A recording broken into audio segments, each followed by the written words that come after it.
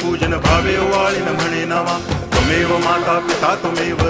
बंधुश्च सखा त्वमेव विद्या द्रविणं त्वमेव सर्वं मम देव कायेन वाचा मनसेन्द्रियैर्वा बुद्ध्यात्मना वा प्रकृति स्वभावात् करोमि यद्यत् सकलं परस्मै नारायणायति समर्पयामि अच्युतं केशवं रामनारायणं कृष्णदामोदरं वासुदेवं हरि गिरिधरं माधवं गोपिकावल्लभं जानकीनायकं रामचन्द्रं भजे हरे राम राम